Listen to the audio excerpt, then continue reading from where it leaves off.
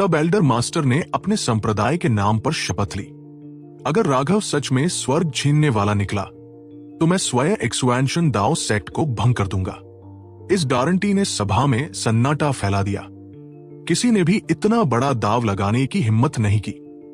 Martial haven alliance के आदेश के अनुसार जिन 4 संप्रदायों ने आरोप लगाए थे, उन्हें अब एक्सुएंशन दाओ सेक्ट को मुआवजा देना पड़ा, और भविष्य में अगर वे राघव से उलझे तो अलायंस स्वयं हस्तक्षेप करेगा। उन 4 संप्रदायों को जैसे शर्म से निगलना पड़ा। यह नतीजा उनकी कल्पना से बहुत परे था। कुछ दिनों बाद राघव आखिरकार अपने एकांतवास से बाहर आया। पूरी तरह स्वस्थ होकर उसने जेड टैबलेट को सक्रिय किया और हैरान रह गया। मैं यहां आ गया। राघव को एहसास हुआ कि उसके जेड टैबलेट में लिखा था कि वह इस समय ग्रैंड एक्साई एंशिएंट नेशन के अंदर है। सेंट्रल प्लेन्स में अनगिनत सेक्ट्स और हजारों दाओ की विचारधाराएं थी, लेकिन 4 विशेष शक्तियां थी। 4 प्राचीन राष्ट्र, ग्रैंड एक्साई एंशिएंट नेशन, ग्रैंड हा एंशिएंट नेशन, ग्रैंड झू एंशिएंट नेशन और ग्रैंड चू एंशिएंट नेशन। इन 4 राष्ट्रों की विरासत अमर युग तक खोजी जा सकती थी।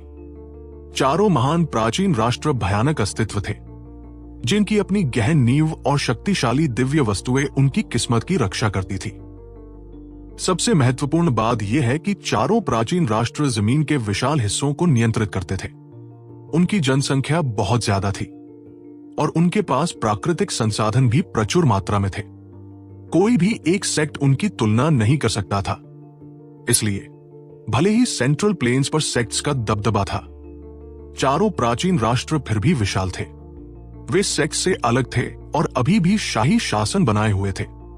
प्रत्येक प्राचीन राष्ट्र के पास एक भयानक बुनियाद थी, जिसने इसे ऐसा बनाया था कि एक्सुएंशन दाओ सेक्ट जैसा एक विशाल अस्तित्व भी उन्हें भड़काना नहीं चाहेगा। ग्रैंड एक्साई एंशिएंट नेशन सेंट्रल प्लेन्स के पूर्वी हिस्से में स्थित था। उनका क्षेत्र ईस्टर्न वेस्टलैंड के कई प्रीफेक्चर्स जितना बड़ा था। जहां तक राघव का सवाल है, वो बस किनारों पर था। ये उसे खुश कर गया, क्योंकि वेद शर्मा ने उसे बताया था कि मूल शैतान जाति का गढ़ ग्रैंड एक्साई की शाही राजधानी के भीतर स्थित था। मुझे आश्चर्य है कि क्या सिमन वहां है। मुझे जाकर एक बार देखना चाहिए। राघव ग्रैंड एक्साई में गहराई तक भागने लगा, लेकिन 2 विशाल पहाड़ों को पार करने के बाद वह रुक गया। उसके सामने एक अनंत पर्वत श्रृंखला थी और उसके चारों ओर रोशनी की कई परतें थी। यह स्पष्ट रूप से एक फॉर्मेशन था। क्या ग्रैंड एक्साई की पूरी सीमा एक फॉर्मेशन से ढकी हुई थी? हर दिन ऐसी चीज को बनाए रखने में कितना खर्च आता होगा? ग्रैंड एक्साई के दायरे में प्रवेश करने के इच्छुक नए लोग अपनी पहचान बैज के साथ पंजीकरण कराए। पर्वत श्रृंखला के भीतर एक बड़ा शहर का गेट था और उसके ऊपर एक विशेषज्ञ चिल्ला रहा था। उसने दूर हैरान राघव को देखा। यहां तक कि एक दरवाजे का रक्षक भी सी एक्सपांशन एक्सपर्ट है। इस ग्रैंड एक्साई की बुनियाद तो पागलपन भरी होगी। राघव सदमे से भर गया। कृपया मुझे अपना पहचान बैज दिखाए। राघव गेट के सामने पहुंचा। गेट के रक्षक ने देखा कि राघव फाउंडेशन फोर्जिंग तक पहुंच चुका है और तुरंत थोड़ा विनम्र हो गया। राघव ने अपना एक्सुएंशन दाओ सेक्ट का बैज सौंप दिया। उस व्यक्ति ने जांच की और उसे एक पत्थर के टैबलेट के ऊपर रखा। पत्थर के टैबलेट पर तुरंत शब्द दिखाई दिए, एक्सुएंशन दाओ sect core disciple Raghav. Raghav ने कभी नहीं सोचा था कि इस बैज का ऐसा कोई उपयोग है। इसे वास्तव में प्राचीन राष्ट्रों में प्रवेश करने के लिए इस्तेमाल किया जा सकता था। इसमें कोई आश्चर्य नहीं कि तुम इतनी कम उम्र में फाउंडेशन फोर्जिंग रियल्म तक पहुंच गए हो। तो तुम एक्सुएंशन दाओ सेक्ट के एक कोर डिसाइपल हो। मेरी अशिष्टता के लिए मुझे क्षमा करें। उस व्यक्ति की आंखों में तुरंत ईर्ष्या दिखी और उसका सतर्क भाव शिथिल हो गया। आप बहुत विनम्र हैं। मुझे बस यह दर्जा पाने में भाग्य मिला, राघव ने कहा। राघव, क्या आपकी ग्रैंड एक्साई की यात्रा आनंद के लिए है या किसी काम के लिए? गार्ड ने राघव से पूछा। आखिरकार फाउंडेशन फोर्जिंग में पहुंच चुका और एक्सुएंशन दाओ सेक्ट का कोर डिसाइपल होना किसी सीमा रक्षक के लिए बातचीत का विषय बन सकता था। सेक्ट की कल्टीवेशन टेक्निक्स बहुत नीरस है और मेरे हॉल मास्टर ने कहा कि मेरा दाओ हार्ट पर्याप्त स्थिर नहीं है। उन्होंने मुझे अपना दाओ हार्ट स्थिर करने के लिए घूमने जाने का आदेश दिया। मैंने सुना है कि ग्रैंड एक्साई का दृश्य सुंदर है। अनगिनत प्रसिद्ध पहाड़ और महान नदियां, स्वर्गीय खजाने और महिमा, महान सम्मान और वीरता के लोग। विरासत के मामले में आप चारों प्राचीन राष्ट्रों में शीर्ष पर हैं। इसलिए मैं आपकी शिक्षा और संस्कृति की प्रशंसा करने आया हूं। राघव ने विनम्रता से कहा। राघव वास्तव में एक संस्कारी व्यक्ति है। एक्सुएंशन दाओ सेक्ट के कोर डिसाइपल होने के योग्य है। आपके हर शब्द एक रत्न की तरह है और आप मेरे ग्रैंड एक्साई में सही आए हैं। इसकी संस्कृति निश्चित रूप से गहन है। यहाँ अनगिनत ऐतिहासिक स्थल हैं जहां आप संस्कृति की सराहना कर सकते हैं। गार्ड के चेहरे पर तिरस्कार का एक स्पर्श दिखा। भाई, क्या तुम ग्रैंड एंशिएंट नेशन की बात कर रहे हो? राघव ने आश्चर्य से पूछा। क्या तुम भी उनकी बेशर्मी के बारे में जानते हो? अब गार्ड हैरान था। मैंने इसके बारे में थोड़ा सुना है। राघव हंसा। उसने बस सुना ही नहीं था। जब वो सचिन को मारने वाला था तब उसे ग्रैंड एंशिएंट नेशन के एक बूढ़े हरामी से सीधे अपने पूरे परिवार को मारने की धमकी मिल चुकी थी। भाई, क्या तुम्हारे पास इस छोटे भाई के साथ पीने का समय है? अगर ज्यादा परेशानी न हो तो क्या तुम मुझे ग्रैंड के साथ क्या हुआ उसके बारे में बता सकते हो? मैं बहुत उत्सुक हूं कि वे इतने बेशर्म कैसे हो सकते हैं। राघव ने कहा। हाँ, राघव के लिए ये कोई परेशानी नहीं है। मेरी शिफ्ट खत्म होने वाली है। मैं किसी को अपनी जगह लेने के लिए ढूंढता हूं। बस एक पल इंतजार करो, मैं तुम्हें कुछ शराब पिलाऊंगा। गार्ड ने राघव की ग्रैंड के प्रति दुश्मनी को महसूस किया और तुरंत उसे दोस्त मान लिया। उसने अपने अधीनस्थों को दूसरी विशेषज्ञता भेजकर अपनी जगह बदल ली और वह और राघव शहर में प्रवेश कर गए। उनसे ज्यादा दूर एक सराय थी। यह बस एक छोटा सा शहर था। एक कस्बा ही कहना सही होगा। यह केवल 10 मील चौड़ा था, लेकिन यह निर्जन नहीं था। इसके बजाय इसमें घर जैसा एहसास था। जो कोई भी आता उसे लगता कि यह उसका गृहनगर है और उसे शांति मिलती है। अब तक लड़ाई या संघर्ष के कोई संकेत नहीं दिख रहे थे। कोई निशान या अवशेष नहीं थे, जिसका अर्थ था कि यह छोटे शहर पर कभी हमला नहीं हुआ था। यह सरल फिर भी भव्य और सुंदर था। राघव को पता चला कि गार्ड का नाम ध्रुवेश था और वह इस क्षेत्र के गार्ड कप्तानों में से एक था। राघव, ये शराब कैसी है? ध्रुवेश ने राघव को शराब का एक कटोरा दिया। राघव ने कहा, खुशबू समृद्ध और मधुर है। ये नाजुक है, फिर भी हवा में लंबे समय तक रहती है। इसमें लगी कारीगरी अत्यंत जटिल है। सामग्री चुनना, सुखाना, किण्वित करना, पकाना, शुद्ध करना और इसे पुराना करना, हर कदम सावधानी से किया गया है। सिर्फ इस एक कटोरे से ही मैं ग्रैंड एक्साई की संस्कृति की गहराई महसूस कर सकता हूं। यह वास्तव में अद्भुत है। राघव अपनी प्रशंसा में झूठ नहीं बोल रहा था। एक कीमियागर के रूप में जैसे ही उसने स्वाद लिया, वो न केवल इसकी संरचना बता सकता था, बल्कि उसमें लगी कारीगरी का भी अनुमान लगा सकता था। ग्रैंड एक्साई के लिए उसकी पिछली प्रशंसा शुद्ध औपचारिकता थी। उसने इसके बारे में कुछ नहीं जानता था, तो वो कैसे सच्ची तारीफ कर सकता था? पर इस शराब का स्वाद लेने पर वो गहराई से प्रभावित हुआ।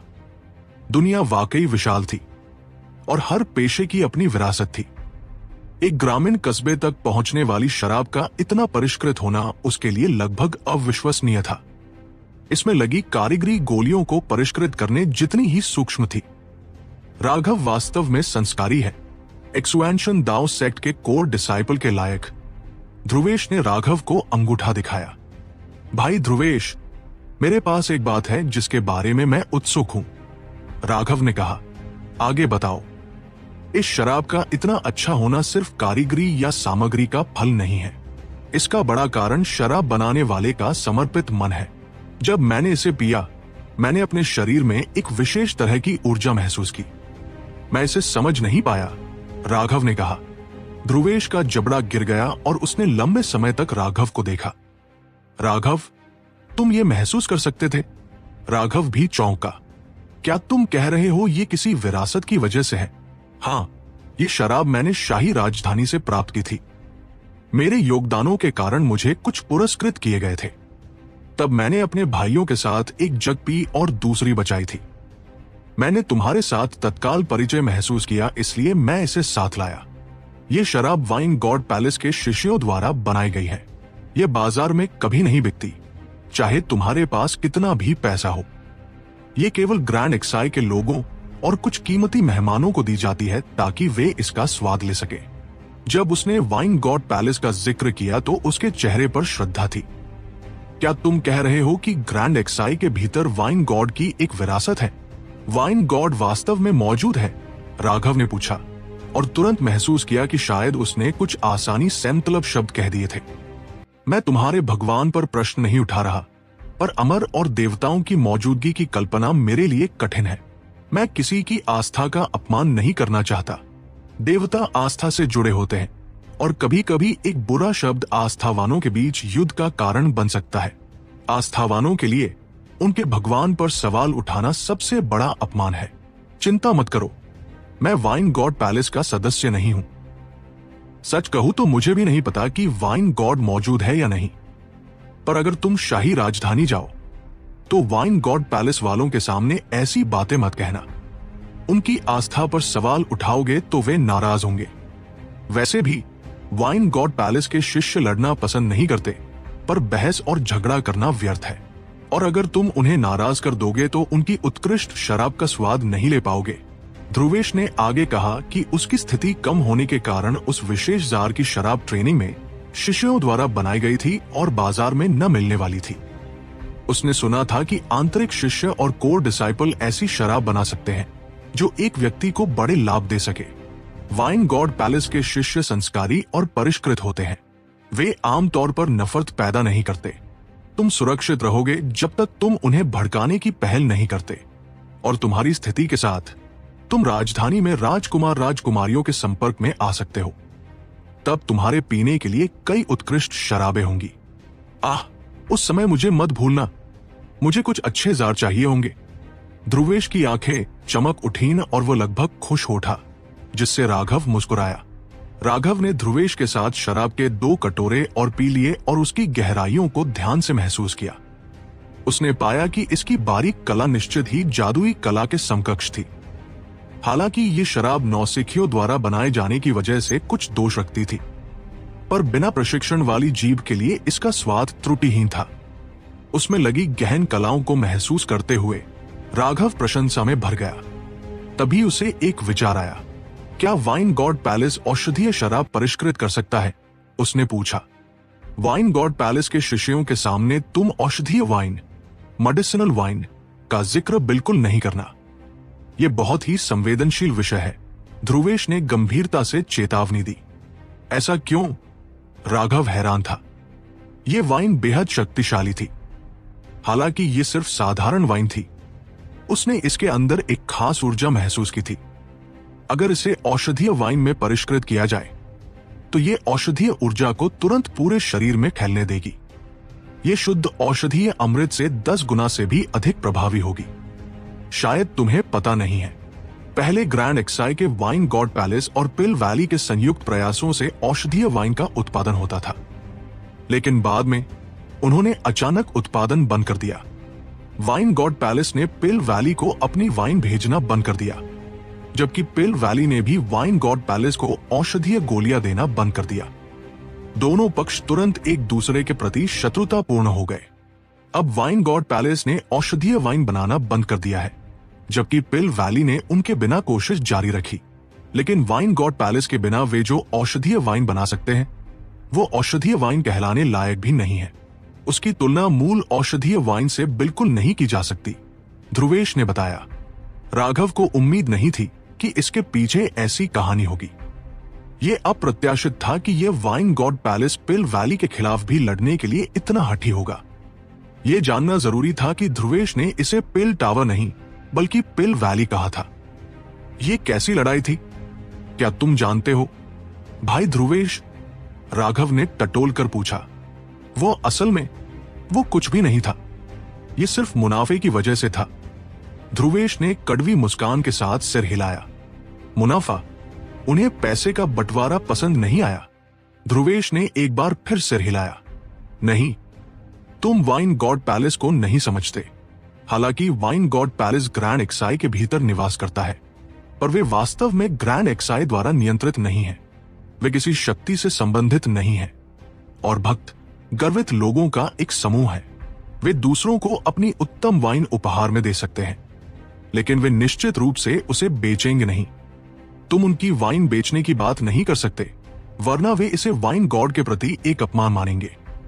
लेकिन जब पिल वैली ने उनके साथ मिलकर औषधीय वाइन बनाई, तो पिल वैली के लोग गुप्त रूप से वाइन गॉड पैलेस के शिष्यों के वाइन बनाने के तरीके पर जासूसी करने लगे। वाइन गॉड पैलेस के शिष्यों ने उन्हें कई बार चेतावनी दी और फटकारा, लेकिन उन्होंने अपने तरीके बदलने से इनकार कर दिया। उनके बीच संघर्ष बढ़ते गए। वाइन गॉड पैलेस के शिष्य गर्वित हैं, जबकि पिल वैली के लोग दूसरों को नीचा दिखाना पसंद करते हैं। नतीजतन संघर्ष बढ़ते गए, जब तक कि एक दिन वाइन गॉड पैलेस ने देखा कि पिल वैली उनकी पीठ पीछे उनकी औषधीय वाइन बेच रहा था। अपने क्रोध में उन्होंने सीधे पिल वैली के लोगों को बाहर निकाल दिया और औषधीय वाइन का उत्पादन बंद कर दिया। जहां तक पिल वैली की बात है, उन्होंने पहले ही वाइन बनाने की तकनीक सीख ली थी और इसलिए उन्हें कोई परवाह नहीं थी। हालांकि जब उन्होंने अपनी खुद की औषधीय वाइन बनाना शुरू किया, तो वे अचानक हक्के बक्के रह गए। वाइन बनाने के फार्मूले और प्रक्रिया को स्पष्ट रूप से जानने के बावजूद उनकी औषधीय वाइन का असर मूल वाइन से 10वें हिस्से जितना भी अच्छा नहीं था। उस समय पिल वैली ने आखिरकार समझ लिया कि असली कला अभी भी उनके हाथों में थी और वे मूल रूप से उन्हें सीख नहीं सकते थे। उन्होंने वाइन गॉड पैलेस के साथ चीजों को ठीक करने की कोशिश की, लेकिन वाइन गॉड पैलेस ने सीधे उन्हें भाग जाने के लिए कहा। ध्रुवेश हंसा। अविश्वसनीय। वाइन गॉड पैलेस की ईमानदारी प्रशंसनीय है, राघव ने तारीफ की। इस वाइन गॉड पैलेस में वास्तव में पिल वैली को इतने कठोर शब्द कहने की हिम्मत थी। हाँ, बेशक पूरे मार्शल हेवन कॉन्टिनेंट में पिल वैली को ऐसी बात कहने की हिम्मत रखने वाले लोगों को एक हाथ पर गिना जा सकता है। ध्रुवेश ने सिर हिलाया। क्या वाइन गॉड पैलेस में कई शक्तिशाली साधक सुरक्षा कर रहे हैं? वे इतने साहसी कैसे हैं? राघव ने पूछा। मुझे नहीं पता। वाइन गॉड पैलेस के सभी शिष्य वाइन बनाने पर ध्यान केंद्रित करते हैं और वे बाहरी दुनिया के साथ बातचीत करना पसंद नहीं करते हैं। लेकिन वाइन गॉड पैलेस पूरे महाद्वीप में एक बेहद खास अस्तित्व है। बड़े संप्रदायों के कई संप्रदाय प्रमुख वाइन गॉड पैलेस में वाइन गॉड की मूर्ति की पूजा करने और उन्हें श्रद्धांजलि देने जाते हैं। वाइन गॉड पैलेस सामान्य तौर पर उन्हें बदले में कुछ अच्छी वाइन देता है। ऐसा कहा जाता है कि वाइन गॉड पैलेस के विशेषज्ञों द्वारा बनाई गई वाइन एक व्यक्ति को हेवनली दाउस को समझने की अनुमति दे सकती है। ये शीर्ष विशेषज्ञों के लिए बेहद फायदेमंद है, इसलिए सभी बड़े संप्रदाय वाइन गॉड पैलेस का बहुत सम्मान करते हैं। यहाँ तक कि पिल वैली भी वाइन गॉड पैलेस पर हमला करने की हिम्मत नहीं करता, ध्रुवेश ने कहा। राघव ने अंदर ही अंदर आह भरी। ये दुनिया वाकई विशाल है और कई चीजें उसकी कल्पना से परे थी। यहां तक कि वाइन की भी ऐसी भयानक विरासत थी। मुझे निश्चित रूप से वाइन गॉड पैलेस की यात्रा करनी होगी, राघव ने उत्सुकता से कहा। राघव के चरित्र और इतने गहन मूल्यांकन कौशल के साथ वाइन गॉड पैलेस निश्चित रूप से आपका स्वागत करेगा। आह, ये सही है। मुझे कुछ और बात करनी थी। तुमने ग्रैंड हा के बारे में फिर से क्या कहा? राघव मुख्य विषय पर लौट आया। उसे लग रहा था कि ग्रैंड हा के साथ चीजों में मध्यस्थता करना बहुत मुश्किल होगा। इसके बारे में अभी थोड़ा और जानना बुरी बात नहीं थी। ग्रैंड हा बेशर्म अहंकारी लोगों का एक झुंड है। ऐसा लगता है जैसे वे सोचते हैं कि पूरा महाद्वीप उन्हीं ने बनाया है, जैसे कि इस दुनिया में सभी संस्कृति और जादुई कलाओं की उत्पत्ति उन्हीं से हुई है। बहुत पहले ग्रैंड हा ने ग्रैंड एक्साई से सभी प्रकार की विरासतें प्राप्त की थी। ये मूल रूप से एक सांस्कृतिक आदान प्रदान था और ग्रैंड एक्साई ने कोई कमी नहीं छोड़ी। लेकिन फिर उन्हें अचानक पता चला कि कुछ गड़बड़ है। जब ग्रैंड हा कुछ सीखता तो वे कहना शुरू कर देते कि वे मूल नवोन्मेषी थे। उन्होंने ये मानने से इनकार कर दिया कि वे केवल मेरे ग्रैंड एक्साई की संस्कृति चुरा रहे थे। पहले यह केवल कुछ लोग कह रहे थे, लेकिन बाद में अधिक और अधिक लोगों ने सच्चाई को मानने से इनकार कर दिया, ये कहते हुए कि हमारी सारी संस्कृति उनकी थी।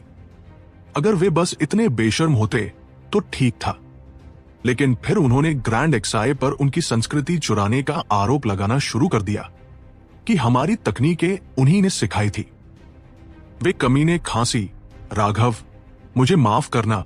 मैं बहुत उत्साहित हो गया। जब वह गाली देने लगा तो ध्रुवेश को तुरंत शर्मिंदगी महसूस हुई। क्या वाकई ऐसे लोग हैं? राघव को लगभग विश्वास नहीं हुआ। तुम सोचते हो कि बस इतना ही? वो तो बस शुरुआत थी। वे अधिक से अधिक अभिमानी होते गए, ऐतिहासिक और सांस्कृतिक दस्तावेजों में छेड़छाड़ करने लगे। किसी भी प्रसिद्धि वाली कोई भी चीज उन्हीं से उत्पन्न हुई, चाहे वो ऐतिहासिक घटनाएं हो या प्रसिद्ध लोग। उनके अनुसार जब वाइन गॉड देवता बने तो वाइन गॉड ने कथित तौर पर उनके ग्रैंड हा एंशिएंट नेशन के ठीक भीतर दांव को समझा और चढ़ गए। ध्रुवेश ने क्रोधित होकर कहा, क्या फायदा? क्या इस तरह शेखी मारना रोचक है? राघव को समझ नहीं आया। सीधे शब्दों में कहूं तो यह सिर्फ इतना है कि उनके नागरिकों को पर्याप्त राष्ट्रीय गर्व महसूस नहीं होता है। उनका इतिहास इतना चकाचौंध भरा नहीं है। पर्याप्त बुनियाद के बिना वे दूसरों से चुराते हैं। किसी भी तरह से इतने लंबे समय पहले की घटनाओं की पुष्टि नहीं की जा सकती है। यह सब इस बात पर निर्भर करता है कि कौन अधिक बेशर्म है और किसकी त्वचा मोटी है। इसके अलावा जैसे जैसे समय बीता, ये पता चला कि उनकी बेशर्मी वास्तव में शानदार थी। अभी उनके सभी नागरिक तीव्र गर्व से भरे हुए हैं, जैसे कि ग्रैंड हा के अलावा बाकी सभी गांव के गमवार हैं। पिछले कुछ हजार सालों में ग्रैंड हा अधिक से अधिक अभिमानी होता गया, यहां तक कि उनके युवा पागलों की तरह है। वे मूर्ति पूजा करते फिरते हैं। अभी ग्रैंड हा में 3 सर्वोच्च प्रतिभाएं हैं, जिन्हें 3 मोनार्क्स कहा जाता है। उनमें से हर एक लड़की की तरह दिखता है, लेकिन किसी तरह उनके अनगिनत प्रशंसक हैं जो लगभग आराधना के साथ पागल है। 3 मोनार्क्स के अलावा उनके 8 राजकुमार भी हैं, जिन्हें 8 प्रिंसेस कहा जाता है। क्या तुम्हें नहीं लगता कि वे उन्हें 8 हरामी कहने के लिए भीख मांग रहे हैं? लेकिन ग्रैंड हा के अलंकरण के साथ ये लोग राष्ट्रीय प्रतीक बन जाते हैं। न केवल ग्रैंड हा के भीतर अनगिनत लोग उनकी पूजा करते हैं, बल्कि ग्रैंड एक्साई की कुछ महिलाएं भी उन्हें आदर्श मानती हैं। ग्रैंड हा में शादी करने वाली अनगिनत महिलाएं हैं। धत, ये वास्तव में मुझे गुस्सा दिलाता है। और ग्रैंड हा के नागरिक अधिक से अधिक एकजुट होते जा रहे हैं, साथ ही अधिक से अधिक अभिमानी भी। युवा महिलाएं अपने आदर्शों का पीछा करने के लिए पूरी ताकत से कल्टीवेशन करती है, जबकि युवा पुरुष भी उन आदर्शों की तरह बनना चाहते हैं। अब उनके रैंकों में अनगिनत प्रतिभाएं उठ रही हैं। पहले ग्रैंड हा 4 प्राचीन राष्ट्रों में सबसे कमजोर था, लेकिन अब वे सबसे मजबूत है। मुझे बताओ, ये किस तरह का कमीना तर्क है? ध्रुवेश भड़ास निकाल रहा था, बस गाली देने से थोड़ा ही दूर था। राघव खुद को हंसने से रोक नहीं पाया। मूल रूप से मूर्ति बनने और दूसरों को अपना पीछा करने के लिए कल्टीवेशन करने में कुछ भी गलत नहीं था। हालांकि ये ग्रैंड एक्साई के लिए बहुत परेशान करने वाला था। वास्तव में ग्रैंड एक्साई के पुरुष अपना बदला ले सकते हैं। तुम उनकी महिलाओं को भी क्यों नहीं लुभाते? राघव मुस्कुराया। राघव, ग्रैंड हा का आत्मविश्वास ओवर इन्फ्लेटेड है। उनकी महिलाएं हमेशा अपने ही राष्ट्र के भीतर शादी करती हैं। यहां तक कि अगर उन्हें सिर्फ एक नौकरानी बनना पड़े तो भी वे बाहर शादी नहीं कर सकती। अगर वे ऐसा करती हैं तो न केवल उन्हें नीचा देखा जाएगा, बल्कि उनका परिवार भी उन्हें जीवन भर कभी पहचानेगा नहीं। हालांकि मैं तुम्हें बताता हूं, ग्रैंड हा की महिलाएं वे वाकई खूबसूरत हैं। उनमें से कई ऐसी हैं जो पानी की तरह कोमल और मुलायम किस्म की हैं। जब ध्रुवेश ने ग्रैंड हा की महिलाओं का जिक्र किया तो उसके चेहरे पर आराधना का भाव दिखाई दिया। साथ ही सबसे अच्छी पत्ता गोभी सुअरों को खिलाने जैसा एक कड़वाहट भरा भाव भी। राघव ने सिर हिलाया। ग्रैंड हा का इतिहास वास्तव में जिज्ञासु था, लेकिन जब तक ग्रैंड हा का ग्रैंड एक्साई के साथ अच्छा संबंध नहीं था, वह आराम से था। अभी राघव को पता नहीं था कि एल्डर मास्टर ने पहले ही 4 महान शक्तियों को एक थप्पड़ मार दिया था। उसने सोचा कि संभव है कि वह पहले ही वांछित सूची में होगा, इसलिए उसे सावधान रहना होगा। ध्रुवेश के साथ थोड़ी देर और बातचीत करने के बाद उन्होंने जल्दी से वाइन खत्म कर दी। राघव ने एक्सुएंशन दाओ सेक्ट की सबसे अच्छी वाइन निकाली, लेकिन उसने जल्दी महसूस किया कि यह वाइन उस वाइन की तुलना में घोड़े के पेशाब जैसी थी जिसे उन्होंने अभी पिया था। ग्रैंड एक्साई के भीतर की स्थिति का एक मोटा मोटा समझ प्राप्त करने के बाद राघव विदाई लेने के लिए उठा। ध्रुवेश ने सीधे राघव को अगले चेक पॉइंट पर भेज दिया ताकि उसे 2 बार जांच न करानी पड़े। भाई ध्रुवेश, हमारी मुलाकात को भाग्य माना जा सकता है, क्योंकि तुम्हें देखते ही मुझे तत्काल परिचितता का एहसास हुआ था। इस छोटे व्यक्ति के पास तुम्हारे लिए कोई अच्छा उपहार नहीं है, लेकिन यहाँ एक मामूली औषधीय गोली है। ये किसी पैसे के लायक नहीं है, लेकिन तुम हमारी मुलाकात को याद रखने के लिए इसे रख सकते हो। राघव ने जाने से पहले ध्रुवेश को एक जेड बोतल दी। उसकी उत्तम वाइन पीने और इतना कुछ जानने के बाद उसे कुछ पीछे नहीं छोड़ने पर बुरा लगता। साधकों के लिए उपहारों का आदान प्रदान एक सामान्य बात थी।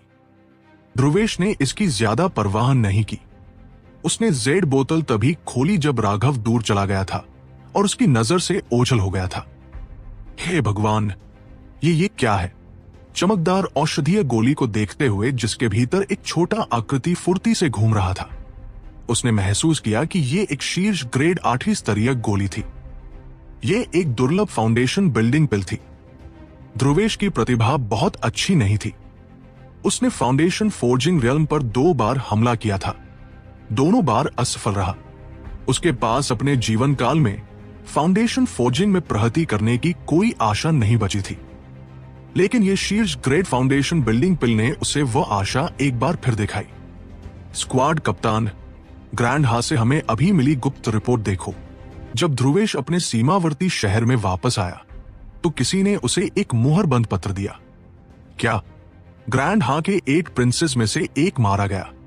हत्यारा राघव। ध्रुवेश की आंखें लगभग बाहर निकल आई। राघव तेजी से एक सीमावर्ती शहर पहुंचा जहां एक परिवहन फॉर्मेशन मौजूद था, लेकिन यह बस एक छोटा परिवहन फॉर्मेशन था। उसने ऐसे ही 3 छोटे परिवहन फॉर्मेशनों और एक बड़े परिवहन फॉर्मेशन से गुजरने के बाद ग्रैंड एक्साई प्राचीन राष्ट्र की शाही राजधानी ग्रैंड एक्साई सिटी में प्रवेश किया। परिवहन फॉर्मेशन उसे शहर के ठीक बाहर ले आया।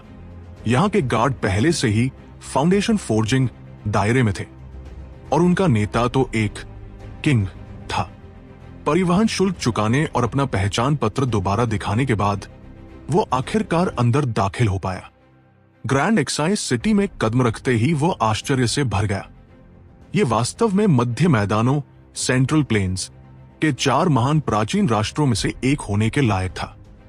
हजारों मील में फैले इस शहर में अनगिनत ऊंची इमारतें थी जो भव्य और शानदार होने के साथ साथ सादगी और नजाकत से भरी थी।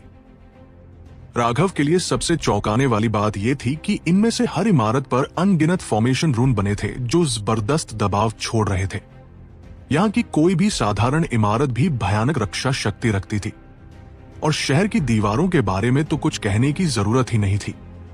ग्रैंड एक्साई की राजधानी होने के नाते ये एक नो फ्लाइंग जोन था।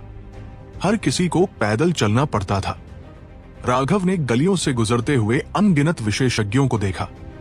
उसने तो हॉल मास्टर स्तर के विशेषज्ञों को भी बेमकसद घूमते हुए देखा। हॉल मास्टर स्तर के विशेषज्ञ यह दुर्लभ नहीं थे। किंग्स हर जगह थे और फाउंडेशन फोर्जिंग और उससे नीचे के लोग तो कुत्तों की तरह आम थे। राघव की आंखें सचमुच दुनिया से खुल गई थी। ग्रैंड एक्साई सिटी के भीतर ये हस्तियां जो बाहरी दुनिया को हिला सकती थी, आम नागरिक की तरह घूम रहे थे। वह केंद्रीय सड़क पर आगे बढ़ता रहा, हर तरह की इमारतें देखता रहा। काफी इमारतों पर साइन बोर्ड लगे थे जिन पर लिखा था कि वे अमुक संप्रदाय या शक्ति से संबंधित है। ये वे इमारतें थी जिन्हें विभिन्न शक्तियों ने ग्रैंड एक्साई में स्थापित किया था। कई संप्रदायों का ग्रैंड एक्साई सिटी में सहायक कारोबार था, लेकिन वे अपने सीमाओं के भीतर से चीजें बेचते या खरीदते उन्हें एक निश्चित कर चुकाना पड़ता था। अफसोस की बात है कि राघव को तब भी इस बात का पता नहीं था, लेकिन एक्सुएंशन दाओ सेक्ट का ग्रैंड एक्साई सिटी में कोई कारोबार नहीं था। कई साल पहले उनका ऐसा कारोबार था, लेकिन हाल ही में एक्सुएंशन दाओ सेक्ट की आमदनी खर्च का हिसाब गड़बड़ा गया था और उनके पास बेचने के लिए कोई खास चीजें नहीं थी। इस जगह पर एक दुकान स्थापित करना बहुत महंगा था, इसलिए वे चले गए। राघव ने पूछताछ की और 1 घंटे की यात्रा के बाद वो एक तिराहे पर पहुंचा। दाएं जाने पर कुछ ही देर में उसे एक गुंबद दिखाई दिया। वह मुस्कुराया। हुआयुन ऑक्शन हाउस। जब वे चमकदार सुनहरे शब्द उसकी आंखों के सामने आए तो राघव समझ गया कि उसने अपना लक्ष्य ढूंढ लिया है। अंदर जाते ही उसने सीधे वेद शर्मा द्वारा दी गई एक जेड टैबलेट निकाली। वहां का मालिक तुरंत एक निजी कमरे में राघव से मिलने आया। यह ऑक्शन हाउस संयोग से वेद शर्मा के सहायक कारोबारों में से एक था जिसकी जिम्मेदारी उसी पर थी। वह जानता था कि ये सभी लोग वेद शर्मा के भरोसेमंद सहायक थे, इसलिए उसने समय बर्बाद नहीं किया। उसने सीधे मालिक से पूछा कि मूल शैतान जाति का मुख्यालय कहाँ है। उसे तुरंत एक नक्शा मिला और उसने देखा कि वो बस कुछ ही गलियों की दूरी पर था। जब वो वहां पहुंचा तो उसने पाया कि वह एक रिफाइनरी थी। ये एक रिफाइनरी कारोबार था जो केवल ट्रेजर आइटम और उससे नीचे की चीजें बनाता था। ग्रैंड एक्साइज सिटी में जहां अनगिनत उच्च स्तरीय गढ़ने की जगह थी, ऐसे छोटे कारोबार को जीवित रहना भी मुश्किल होता। उसका कारोबार बहुत फीका रहता। हालांकि यह रिफाइनरी न केवल ट्रेजर आइटम और उससे नीचे की चीजें बनाती थी, बल्कि ये फर्नीचर जैसी कई अन्य चीजें भी बनाती थी। उनकी कारीगरी शानदार थी और कभी कभी कोई धनी या प्रभावशाली व्यक्ति उनके सामान खरीदना चाहता था। उनका कारोबार सतह पर ज्यादा खराब नहीं लग रहा था। सीनियर, क्या मैं आपकी मदद कर सकती हूं? राघव ने जैसे ही अंदर प्रवेश किया, लगभग 16 साल की दिखने वाली एक युवती ने उसका अभिवादन किया। उसे देखते हुए राघव ने उसकी आंखों में एक अवर्णनीय आभा महसूस की। वह मुस्कुराया। हां, यही मूल शैतान जाति की विशिष्ट आभा थी। वह इससे बहुत परिचित था। मी शिहाविया। रिफाइनरी के भीतर कोई अन्य मेहमान नहीं देखकर उसने धीरे से फुसफुसाया। उस युवती की आंखों में हैरानी भर गई, लेकिन उसने तुरंत खुद को संभाला और कहा, मेरे साथ आइए। राघव उसके पीछे पीछे रिफाइनरी के अंदर तक गया। वे हर तरह के हथियार गोदामों से गुजरे और फिर एक बड़े हॉल में पहुंचे जहां दर्जनों लोहार पसीने से तरबतर होकर कुछ कढ़ने में लगे थे। एक अलग कमरे में प्रवेश करते हुए एक दर्जन विशेषज्ञ अपने हाथों में हथियार लिए बातें कर रहे थे। जब राघव और वह युवती अंदर घुसे तो इन विशेषज्ञों ने उन्हें उदासीनता से देखा, लेकिन राघव उनकी घबराहट को साफ महसूस कर सकता था। Senior apprentice brother Raghav. अचानक उनमें से एक खड़ा हो गया और राघव को खुशी से देखा। तुम? राघव को यह व्यक्ति याद नहीं आया। क्या आप भूल गए? इंपीरियल पाथ में जब आप पवित्र बेटी के साथ थे तब हम मिले थे। प्रणाम सीनियर अप्रेंटिस ब्रदर राघव। यह सुनकर कि वह राघव है, उन विशेषज्ञों ने अचानक अपने हथियार गिरा दिए।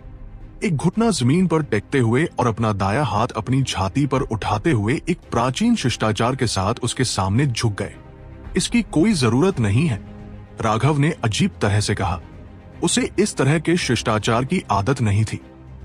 पुरुष इतनी आसानी से दूसरों के सामने कैसे झुक सकते हैं? राघव दूसरों के सामने नहीं झुकता था, इसलिए वो ये स्वीकार नहीं कर पा रहा था कि दूसरे उसके सामने झुके। सीनियर अप्रेंटिस ब्रदर, नेता ने कहा है कि आप हमारे उपकारी हैं। हमारे पास जो कुछ भी है वो आपकी वजह से है, इसलिए हम आपके हमेशा आभारी हैं। मूल शैतान जाति के विशेषज्ञों में से एक ने कहा। इन सच्चे चेहरों और उनकी आंखों को देखते हुए जो उनके दिलों की गहराई को प्रकट कर रहे थे, राघव उनकी भावनाओं को साफ महसूस कर सकता था। वह भावुक हुए बिना नहीं रह सका। इस दुनिया में इतने सारे लोग नहीं थे जो आभारी होना जानते हों। जब से वह फीनिक्स क्राइस्ट साम्राज्य में उठा था, उसने अनगिनत लोगों पर कृपा और एहसान किया था। हालांकि उसने कभी भी बदले में कुछ पाने की उम्मीद में ऐसा नहीं किया, लेकिन कुछ लोग दूसरों की दयालुता को ऐसे लेते थे जैसे वह स्वाभाविक हो, जैसे दूसरे उनके ऋणी हो। उनकी तुलना में मूल शैतान जाति के विशेषज्ञों ने उसे संतुष्टि दी। जब तक तुम इसे अपने दिलों में याद रखते हो तब तक ठीक है। इसे अपने मुंह से कहने की जरूरत नहीं है, नहीं तो इसका उतना मतलब नहीं रहेगा। राघव ने बोलने वाले के कंधे पर थपथपाया। ये सम्मान के लायक सच्चे पुरुष थे। सीनियर अप्रेंटिस ब्रदर राघव, मुझे आपको एल्डर से मिलवाने ले जाना चाहिए। बाकी सब सीनियर अप्रेंटिस ब्रदर के जरूरी काम में देर मत करो। युवती मुस्कुराई। आह, आप जरूर व्यस्त होंगे, सीनियर अप्रेंटिस ब्रदर राघव, आपको पहले अपना काम संभालना चाहिए। उन विशेषज्ञों को बुरा लगा कि वे उसका कीमती समय ले रहे थे। ठीक है, तो मैं पहले सीनियर से मिलकर आता हूं। जब समय मिलेगा तो साथ में पिएंगे। राघव मुस्कुराया और युवती के पीछे एक घुमावदार गलियारे से नीचे गया। एक गुप्त दरवाजे से गुजरने के बाद वो आखिरकार एक गुप्त कमरे में पहुंचा जहां एक आदमी ध्यान कर रहा था। दरवाजा खुलने पर ही उसने धीरे धीरे अपनी आंखें खोली। जैसे ही उसने अपनी आंखें खोली, राघव को लगा जैसे दो तेज धार वाली तलवारें उसकी ओर आई हों। हालांकि कोई खतरा नहीं था, लेकिन उस तेज आभा को छिपाना असंभव था। कितना शक्तिशाली विशेषज्ञ, और उसकी कल्टीवेशन का आधार अभी भी हॉल मास्टर स्तर पर है। राघव चौंक गया। इस व्यक्ति की आभा से पता चला कि वो हॉल मास्टर स्तर पर था। फिर भी वो उस स्तर का सबसे मजबूत विशेषज्ञ था जिसे राघव ने कभी देखा था। मूल शैतान जाति का कृष्णा हमारे उपकारी को प्रणाम करता है। इस विशेषज्ञ ने भी जमीन पर घुटने टेके और वही अजीब मुद्रा अपनाई जो बाकियों ने की थी। सीनियर, मैं ये स्वीकार नहीं कर सकता। राघव ने तुरंत उसे उठाया। वह इस तरह के शिष्टाचार का बिल्कुल भी आदी नहीं था। वो कड़वाहट से मुस्कुराया। सीनियर, क्या हम इस तरह के रिवाज को छोड़ सकते हैं? मुझे पाबंदियां पसंद नहीं है और इतनी औपचारिकता मुझे असहज महसूस कराती है। विशेषज्ञ खड़ा हुआ और धीरे से मुस्कुराया। यह शिष्टाचार कम से कम पहली बार तो किया ही जाना चाहिए। ये इसलिए है ताकि हम हमेशा याद रखें कि हमारी मदद किसने की है। अगर आपको ये पसंद नहीं है तो भविष्य में इस शिष्टाचार को माफ किया जा सकता है। तो चलिए जल्दी करते हैं और इसे माफ करते हैं। ऐसी चीज में बहुत समय लगता है और हमें असली समस्याओं को संभालना है। सीनियर, आप मुझे सेवंथ एल्डर कह सकते हैं। ठीक है सेवंथ एल्डर, मैं बस ये पूछना चाहता हूं, क्या सिमन यहां है? इतने लंबे समय तक दूर रहने के बाद उसे उसकी बहुत याद आई। ये खासकर तब सच था जब उसने सोचा कि वह ईस्टर्न वेस्टलैंड में उससे कैसे अलग हुआ था। उसकी आंखें आंसुओं से भरी थी।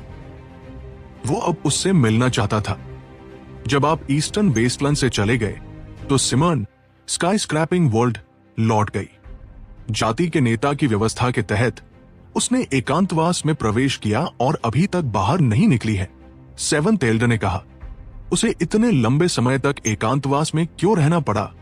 राघव हैरान रह गया। 1 साल से ज्यादा हो गया है और वह पूरे समय एकांतवास में थी। वो हमारी मूल शैतान जाति के पैतृक विरासत भूमि में है। जब तक वह डेविल कोर को संघनित नहीं कर लेती, जिसे आप जेड कोर दायरा कहते हैं, वो बाहर नहीं आ सकती। क्या ये पागलपन नहीं? उसे इस तरह क्यों करना चाहिए? सी एक्सपेंशन से जेड कोर तक जाने के लिए 2 बड़े दायरे हैं। सिमन ये आपके लिए कर रही है। एक बार जब वह डेविल कोर को संघनित कर लेगी, तभी वह लाइफ स्टार विशेषज्ञों की नजरों से अपनी पहचान छिपा पाएगी। वह जल्द से जल्द आपसे मिलना चाहती है। यही कारण है कि सुंदर ने सिमन को सेंट्रल प्लेन्स में आपके साथ जाने से रोका था। अगर वह ऐसा करती तो लगातार लाइफ स्टार दायरे के विशेषज्ञों की नजरों में रहना बेहद खतरनाक होता। अगर वे उसकी बारीकी से जांच करते तो उसकी पहचान जरूर उजागर हो जाती। तब ये तुम सबके लिए खतरनाक हो जाता। ठीक है, तो मैं बस उसका इंतजार करूंगा।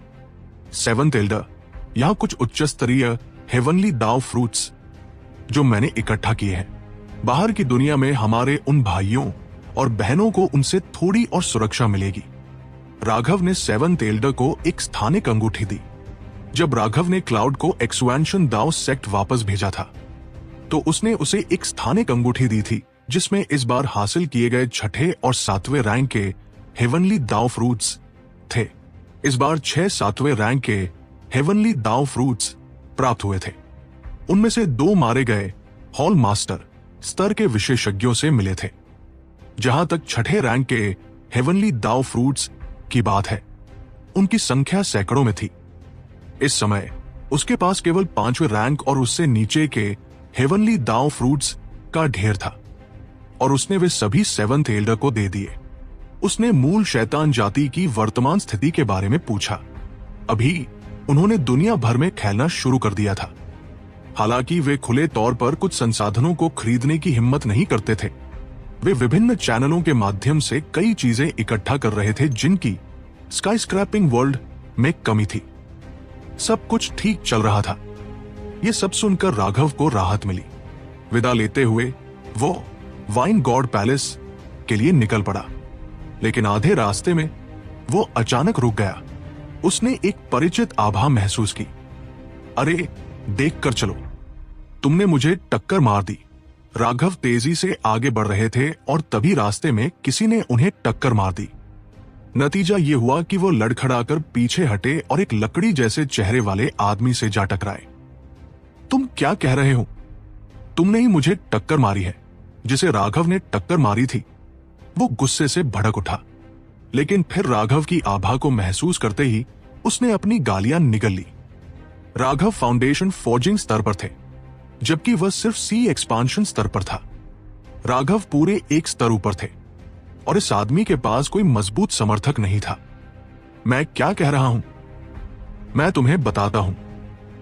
मैं सीधा आगे बढ़ रहा हूं, लेकिन तुम उस दरवाजे से आए और बाएं मुड़ गए। मैं सीधा जा रहा हूं और तुम बाएं मुड़ रहे हो। अंधा कौन है? राघव ने उस व्यक्ति को गंभीरता से डांटना शुरू कर दिया। इस समय राघव का रूप पहले से ही एक औषधीय अर्क द्वारा बदल चुका था।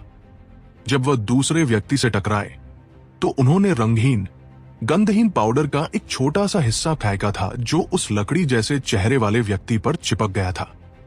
जैसे ही राघव उस व्यक्ति को डांट रहे थे जिसने उन्हें टक्कर मारी थी, उन्होंने अपनी आत्मा का उपयोग करके दूसरे व्यक्ति पर नजर रखी। यह आदमी राघव के टकराने के बाद संदिग्ध रूप से चारों ओर देख रहा था। एक पल के लिए उसने उस तुच्छ बाजारू आदमी को घूरा जो राघव दिख रहे थे, और फिर वो सीधे चला गया। बाएं मुड़ने वालों को सीधे जाने वाले लोगों को रास्ता देना पड़ता है, समझे? क्या तुम्हें समझ नहीं आया? ठीक है, मैं तुमसे बहस करने में आलसी हूं। इसे मेरी भरपाई मान लो। यह देखकर कि लकड़ी जैसा चेहरा वाला व्यक्ति पहले ही जा चुका था। राघव ने उस व्यक्ति को एक औषधीय गोली फेंकी जिससे वो बहस कर रहे थे, और गायब हो गए। भागो मत। तुम क्या कह रहे हो? साफ तौर पर तुमने मुझे टक्कर मारी है, और क्या तुम्हें लगता है कि मुझे तुम्हारी भरपाई की परवाह है? ये मत सोचना कि थोड़े से पैसे। ये क्या बकवास है? 9 अंगूठी फाउंडेशन बिल्डिंग पिल। सच में पैसा होना अच्छा लगता होगा। अरे अभी मत जाओ। भाई, क्या तुम मुझसे टकराना जारी रखना चाहते हो? फाउंडेशन बिल्डिंग पिल देखकर वो तुरंत राघव की चाटुकारिता करने की कोशिश करने लगा, लेकिन वो बहुत पहले ही गायब हो चुके थे। राघव ने दूर से हल्के उतार चढ़ाव का उपयोग करके लकड़ी जैसे चेहरे वाले व्यक्ति का पीछा किया। वह जानते थे कि वह ब्लडकिल हॉल का एक हत्यारा है।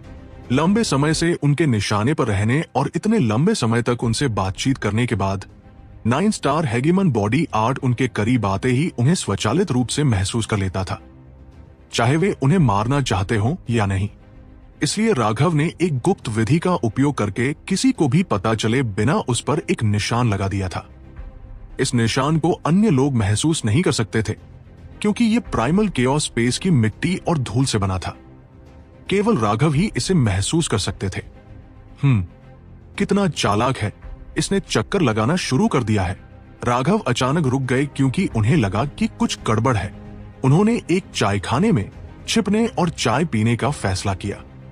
उन्होंने महसूस किया कि हत्यारा एक निश्चित दिशा में चलने से पहले आसपास के इलाकों में 5 बार चक्कर लगा चुका था।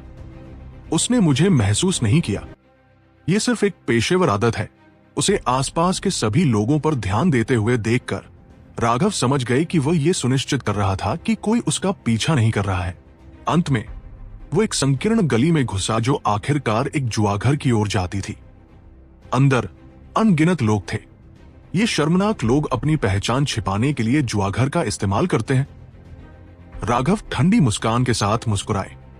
उन्होंने अपना भेष पोंछ डाला, अपना असली चेहरा दिखाया, और वह भी अंदर चले गए। महोदय, क्या आपके पास कोई नियुक्ति है या आप बस यूं ही आए हैं? जैसे ही राघव अंदर घुसे, एक उत्साही महिला उनका अभिवादन करने आई, जिसने बहुत खुले कपड़े पहने हुए थे। उसके चेहरे का मेकअप लगभग एक तांबे के सिक्के जितना मोटा था और सिर्फ बोलने से ही मेकअप पाउडर गिर रहा था। लेकिन सबसे अतिरंजित चीज उसकी पोशाक में चीरा था। अधिकांश पोशाकें केवल निचला पैर दिखाती थी। यहां तक कि वेश्यालयों की महिलाएं भी ज्यादा से ज्यादा अपनी ऊपरी जांघ दिखाती थी। लेकिन उसकी पोशाक में चीरा उसकी बगल तक जाता था। वह 30 के दशक में लग रही थी और वह एक साधक नहीं थी। यह जुआघर बहुत निम्न स्तर का था। यह कुछ निम्न स्तर के साधकों और जुआरियों को पूरा करता था। एक व्यक्ति का यौवन कभी नहीं लौटता और इन लोगों के पास पैसे कमाने के लिए जुआ पर निर्भर रहने के अलावा कोई विकल्प नहीं था। यह उनके लिए आसान नहीं था। मैं किसी को ढूंढने आया हूं, तुम अपना काम करो। राघव ने उसे 10 सोने के सिक्के दिए, जिससे वो बहुत खुश हुई। जहां तक दरवाजे की रखवाली करने वाले किराए के गुंडों की बात है, यह देखकर कि राघव इतना उदार था और ऐसा नहीं लग रहा था कि वह कोई परेशानी पैदा करेगा, उन्होंने उसे नजरअंदाज कर दिया। राघव अचानक शराब, पसीने और पैरों की बदबू से घिर गए। जैसे ही वह आगे बढ़े, उन्होंने तेजी से एक आदमी को देखा जो उन्हें हैरानी से देख रहा था। उस आदमी ने अचानक दीवार को छूने के लिए एक हाथ बढ़ाया। एक खून के रंग की कृपाण ने उसकी बाह काट दी। उसका हाथ दीवार पर एक बटन छूने से बस कुछ ही इंच दूर था, लेकिन वह जमीन पर गिर गया। जुआ घर में काफी लोग चिल्लाए और भाग गए। सबसे पहली चीज जो उन्होंने सोची वह यह थी कि कोई जुआघर को नष्ट करने आया है। वो व्यक्ति तुरंत अपने दूसरे हाथ को बटन की ओर मारने लगा, लेकिन नतीजतन खून के रंग की कृपाण एक बार फिर चली और उसकी दूसरी बाह काट दी। इस बटन का उपयोग अलार्म बजाने के लिए किया जाता था। राघव ने आलस्य से ब्लड ड्रिंकर को अपने कंधे पर टिकाया। मुझे तुम्हें एक सुझाव देने दो। अगर तुम्हारे पास बाहें नहीं हैं, तो तुम अपने सिर से कोशिश कर सकते हो। राघव ने जुआघर में प्रवेश करने पर अपना असली चेहरा इसलिए उजागर किया था क्योंकि वह सटीक रूप से बताना चाहते थे कि ब्लड किल हॉल से कौन है। वह जानते थे कि ब्लड किल हॉल के किसी भी सदस्य को उन्हें पहचानना ही होगा। तथ्यों ने साबित कर दिया कि वह सही थे, क्योंकि यह व्यक्ति केवल ब्लड कंडेंसेशन क्षेत्र में था। उन्होंने उससे कुछ भी महसूस नहीं किया था क्योंकि वह असली हत्यारा भी नहीं था। वह केवल ब्लड किल हॉल का एक बाहरी कार्यकर्ता माना जा सकता था और उसने ब्लड किल हॉल की हत्या कलाओं में साधना नहीं की थी। उस व्यक्ति की आंखों में एक उन्मादी अभिव्यक्ति दिखाई दी और वह चिल्लाने की तैयारी में उसका गला अचानक खुला। हालांकि वह सफल नहीं हुआ। खून हवा में फैल गया। अपने अगले जीवन में दूसरों द्वारा ब्रेन वॉश मत होना। राघव ने सिर हिलाया। उन्होंने शरीर विहीन सिर की ओर उंगली उठाई। जब उसकी आत्मा अभी तक बिखरी नहीं थी, उन्होंने क्षणिक आत्मा खोज पूरी की। राघव दीवार के साथ साथ चले और एक साइड डोर ढूंढा। अंदर प्रवेश करते हुए उन्होंने एक मार्ग देखा जो बाहर की ओर जाता था। ये एक साधारण पिछला दरवाजा जैसा लग रहा था।